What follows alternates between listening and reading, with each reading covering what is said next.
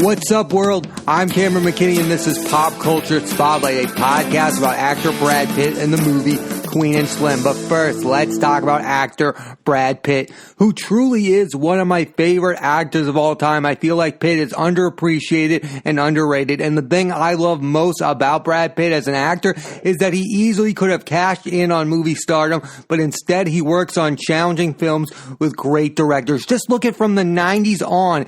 He worked with David Fincher on Seven and Fight Club, and then with Terry Gilliam on 12 Monkeys, and he receives his first Oscar nomination for that movie. That movie is one of the best sci-fis of all time. Then you get to the early 2000s, and he works with Guy Ritchie in the movie Snatch, which, by the way, that performance with a Cockney accent is magnificently hilarious. I know you can't understand anything he's saying in that movie, but his performance in Snatch has become so underrated. And then he gives one of the best movie star performances I've ever seen in Steven Soderbergh's Ocean's 11. Everyone loves that performance, especially the chemistry between George Clooney and Brad Pitt, which we would see later on when they reteam for a Coen Brothers film, Burn After Reading. That's the type of movie that most movie stars would not participate in. Brad Pitt takes a small supporting role in a Coen Brothers film instead of being the lead of a really bad film. Now, Brad Pitt has been the lead of some bad movies, Mr. and Mrs. Smith, for example, Troy, but that's not most of what his career is made up of. It's about him taking big, juicy roles, no matter how big the part is, in these challenging films with these great directors. And in my estimation, most actors do not operate that way. They will be the lead in some bad movies, but Brad Pitt is willing to take a supporting role in a great movie like Burn After Reading. And even when he does take a lead role, it's always in an interesting film like Andrew Dominik's The Assassination of Jessie James, which in my mind is one of the best westerns of all time. You get all-time great performances from guys like Casey Affleck, Sam Rockwell, and oh, by the way, an all-time great Brad Pitt performance. I mean, nobody talks about this because he's a leading man, but Brad Pitt can kind of be an intimidating presence in films. Like Fight Club, he's kind of scary, and you get that same energy in The Assassination of Jessie James. Like, I think there is the movie star Brad Pitt, but underneath it all, there's kind of this intimidating figure who can show up in a movie and scare you a little. So the fact that he can be the lead that we all know, like the lead that we all root for, and also be this like scary presence in a movie is fascinating. And lately, Brad Pitt has not been working at the same rate that he was early on in his career. He's become way more selective, but when he is in a movie, it's kind of like an event now where he works with great directors. Like he worked with Quentin Tarantino twice. He's worked with Bennett Miller in Moneyball and James Gray recently in Ad Astra. Like, this guy is working with top-notch directors. He's not being in a movie just for the sake of being in a movie. The other thing I absolutely love about Brad Pitt is that he shows up in great movies in like these small roles. Like, take 12 Years a Slave, for example. He's barely in that movie, but he plays a small pivotal role. And then in The Big Short, when I saw him in The Big Short, the first time I heard he was in it, I was like, what is Brad Pitt going to do in this movie? And then he shows up, and it's such a fun performance. He can have an impact on a movie no matter how small that role is. I mean, just look back at the early part of his career when he showed up in True Romance for like 20 minutes as like the stoner roommate.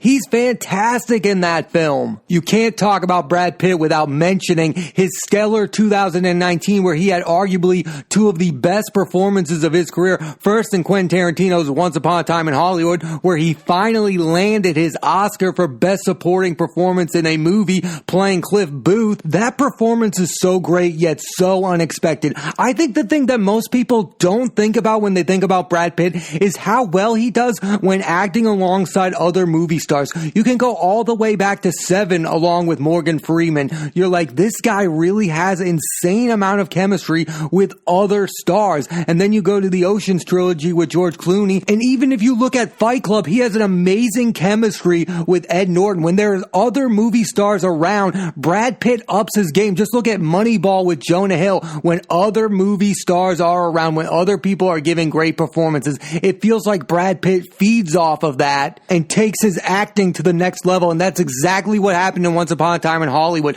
Leonardo DiCaprio is going for it, and then you see Brad Pitt take it to that next level level and finally bring home the Oscar we all think he so rightfully deserves. And then you have his second performance of 2019, which probably also should have at least been nominated for an Oscar, was in James Gray's Ad Astra. I mean, this is all Brad Pitt. He's in every scene. He also has to do a voiceover type performance. This film is so underrated. I loved every second of it. It's like a space epic, but it's about a subject matter that's so small. It's basically about being a workaholic. I don't think we, the public, should have been as surprised that Brad Pitt had some more great performances in him. This is what his career has been. He goes in surprising directions. You expect him to go one way like most movie stars does, and he does a completely different thing than what you expected. That's what Brad Pitt does. Nobody could have seen these performances coming, but we all should have known there were some great performances left in Brad Pitt. I also think we take Brad Pitt for granted because we obsess over him as a celebrity, and we take for granted how great of an actor he is. For me,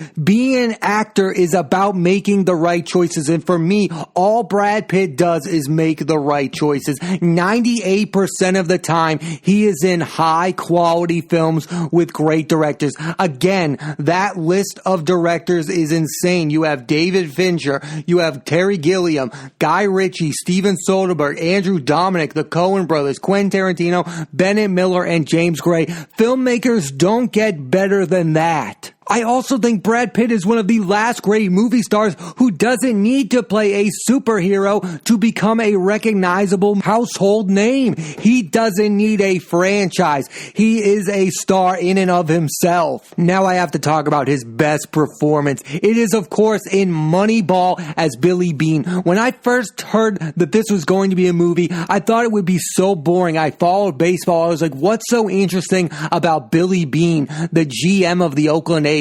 Like, that's not a guy I want a movie to be made about. And then I saw the movie, I hadn't read the book, and I was blown away by Brad Pitt's performance. Nobody else on this planet could have pulled off that performance and make that guy an interesting figure. He made him like a tragic figure, a guy who was supposed to be an MLB superstar who had to be a scout/GM instead, and I don't think any other actor on this planet could have played that role as good as Brad Pitt did. That is Brad Pitt at his most movie star performance ever. It is the best performance of his career. It's ridiculous he didn't bring home the Oscar for that performance. Yes, Jonah Hill is brilliant in that movie. Yes, Philip Seymour Hoffman brings it for the few scenes he's on screen, but that is 100% a Brad Pitt movie. It is the most Brad Pitt movie I think I've ever seen because, again, he's the reason that movie is interesting. That movie does not work without Brad Pitt because he turns this baseball movie into something more than a baseball movie. It's about this guy who failed as a baseball player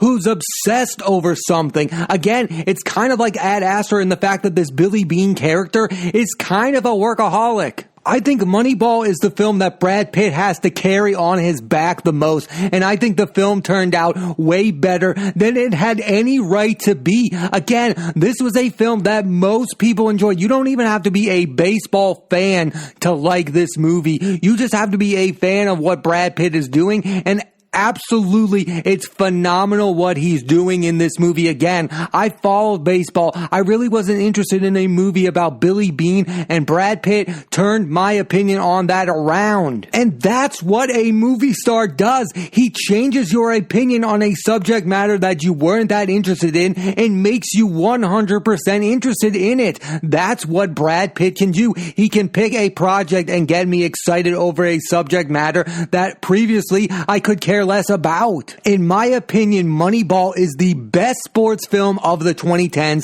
and the biggest reason for that is the performance of Brad Pitt. It is absolutely 100% his best performance ever. Like I said, Brad Pitt has worked with a lot of great directors, but there's one collaborator that I think stands above the rest, and that's his work with David Fincher. You have Seven, which is an all-time great thriller. Then you have Fight Club, which, like, again, no other duo could have made that movie. I think Fincher and Pitt is one of the best actor-director collaborations ever. I think they should be in that same category as Scorsese and De Niro or Scorsese and DiCaprio. Their their 3 films together are fantastic. You have Seven, Fight Club, and The Curious Case of Benjamin Button. All 3 of those films could only be made by David Fincher and Brad Pitt. Their collaboration, I think David Fincher is one of the biggest reasons why Brad Pitt has become so fascinated in making challenging films, because of that early work in Seven. I think after Seven, Brad Pitt becomes the most interesting actor on the planet, and I think most of that credit should go to David Fincher. That's why I think they are one of the best actor-director collaborations we have ever seen. I want more films from Brad Pitt and David Fincher before Brad Pitt's career is over, because nobody gets a great Brad Pitt performance like David Fincher. Seven is such an interesting Brad Pitt performance. I think it's the beginning of his career. Then you get Fight Club and you're like, wow, I couldn't imagine Brad Pitt could pull off a performance like that. He's such an intimidating presence in that film. And then in The Curious Case of Benjamin Button, you get a fully established Brad Pitt giving a performance you've never seen before.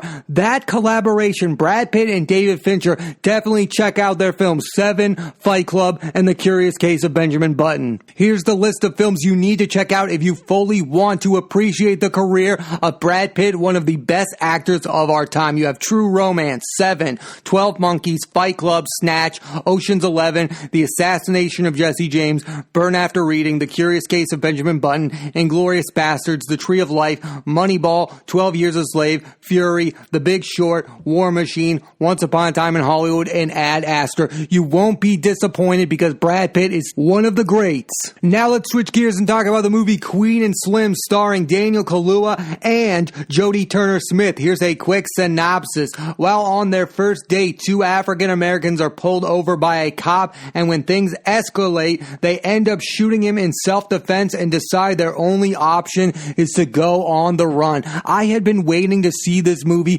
since forever when I first heard about it. I'm a big fan of Daniel Kaluuya, and for the most part, this film lived up to the hype, and one of the biggest reasons why is Daniel Kaluuya. He is chameleon-like. None of his performances or characters are similar, and he's worked in so many different kinds of movies and genres. You have Sicario, Get Out, Black Panther, Widows, and now Queen and Slim. I mean, there's absolutely no guessing to where this guy is going to go next. I mean, ever since Get Out, he's become a household name. He's really good in Sicario, alongside Emily Blunt also. And then you have Widows, where he gives this like villain-like performance. He's insanely good in that film. He is one of the best actors working today. And his next film, Judas and the Black Messiah, looks amazing. It also stars Lakeith Stanfield and Jesse Plemons. I mean, the trailer for that, check that out if you have not. That movie is going to be a must-see. He's already been in a big franchise blockbuster in Black Panther.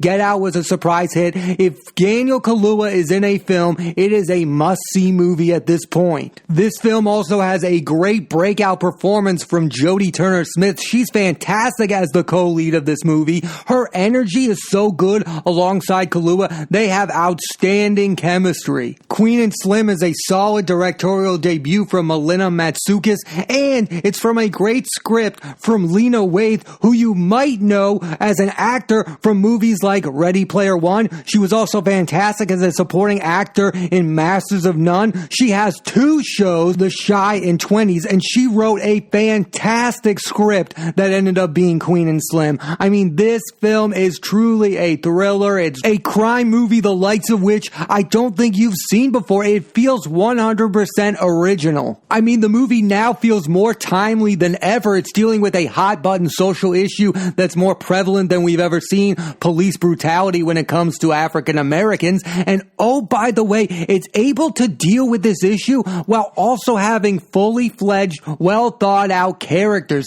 That's the key to this movie. Some of these movies that deal with these touchy subjects and social matters get sucked into that and they don't develop their characters. That's where Queen and Slim rises to the occasion. Queen and Slim are fully fledged out characters that you are 100% rooting for. It's hard to make a movie about complex issues while also making you care about the characters as human beings. You care about them as people. You care about the fact that Queen is a lawyer. You care about the fact that the two of them have separate ideas of what family life is like, and the reasons why is because Queen has been without her family forever, and Slim is a family person. Like, they have their reasons. They are fully well thought out characters. They have a reason to exist outside of the fact that they are in this complex social matter. And a movie like this only works if the two leads have an insane amount of chemistry, and that's exactly what Kaluuya and Jodie Turner-Smith have. They have great chemistry.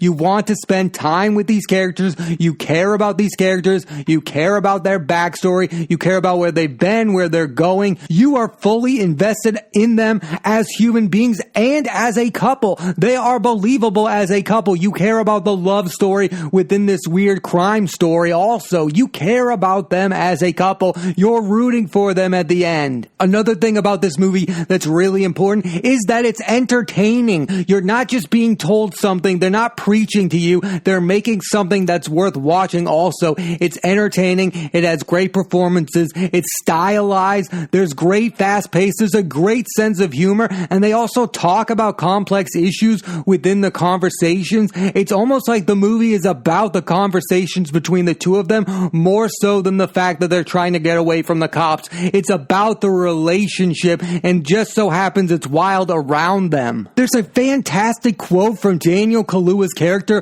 when he's like, why do black people feel the need to be excellent? Why can't they just be themselves? I mean, that's a heartbreaking quote, but it also feels real. And again, I just love movies where the conversations that they're having are almost as big as the plot itself. Like, the conversations and the social issues they're dealing with in their conversations is almost as big as what's going on around them as human beings. The plot is the entertaining part of the movie, but the conversations that they're having between the both of them is the substance of the movie. I mean, there's a part in the movie where they talk about what they want in a partner, and Kaluuya's character talks about the fact that his next partner is going to end up being his legacy. I mean, that's something that a movie like this usually wouldn't be able to touch on, but because of the fact that it's entertaining, that they're able to have impactful conversations around the movie while still being entertaining. I think there's this idea in movies that you can either be socially conscious or be entertaining, and you can't be both. Queen and Slim is perfectly both of those things. It's socially conscious about what it's dealing with and the subject matters while also being a fully fun-fledged out film. It's also crazy to think about the fact that these other crazy date night movies where things happen to the couple usually turn out to be comedies. I mean, look at the recent ones. Date Night with Steve Carell and Tina Fey. That was a full-fledged comedy. And then this year you had The Lovebirds with Kumail Nanjiani and Issa Rae, and that turned out to be a 100% comedic movie. And it's weird to see a movie like Queen and Slim that's fully dramatic. And it's better than both of those movies combined. Like, there's substance there. It's also fun like those other two movies. Date Night and Lovebirds are fun movies, but Queen and Slim will outlast both of them because there's actual substance to the movie. Those other two movies are basically, what if something insane happens while you're on a date? Queen and Slim is about what are the ramifications socially about what happens on your first date. I mean, there's just way more substance to this movie. So while those other two films, Date Night and The Lovebirds, are real fun watches, I think Queen and Slim, again, will be the one that outlasts both of them over time. More people will watch Queen and Slim than they will Lovebirds or Date Night. It will be a more memorable film moving forward. Also, movies like Date Night and The Lovebirds are all about the two characters, while Queen and Slim feels bigger than the two characters themselves. Like, they understand what's happening is bigger than the two of them. And there's something interesting about that. Like, by the end of the movie, it's not even about whether or not if Queen and Slim get away with it. The subject matter is bigger than the two characters in the movie. And that's something fascinating. It's one of the biggest reasons why this movie really works. I mean, this movie is so fast-paced, it never slows down, it keeps you on your toes. Queen and Slim is a powerful film and is definitely worth a watch. I mean, great performances by Daniel Kaluuya and Jodie Turner-Smith. And like I said, even if there have been crazy date night movies before, this film feels 100% original. There has not been a movie like Queen and Slim. It may be a little bit of an uncomfortable subject matter, but it's definitely worth watching. You'll definitely be be entertained, definitely check out Queen and Slim. Daniel Kaluuya is on the rise here. He's one of the best actors working today and gives one of his best performances in this film along with Jodie Turner-Smith. And another thing I love about Queen and Slim is you'll never be able to predict the ending. You'll never be able to see it coming. Definitely check out Queen and Slim. Thanks for listening to this edition of Pop Culture Spotlight. I'm Cameron McKinney. There'll be a new episode of the podcast every Thursday on Apple Podcasts and iTunes. And this week I put the spotlight on actor Brad Pitt and the movie Queen and Slim. Next week I'm putting the spotlight on actress Haley Steinfeld and the new Charlie Kaufman movie I'm Thinking of Ending Things, starring Jesse Plemons and Jessie Buckley. So tune into that and please rate, review, and subscribe.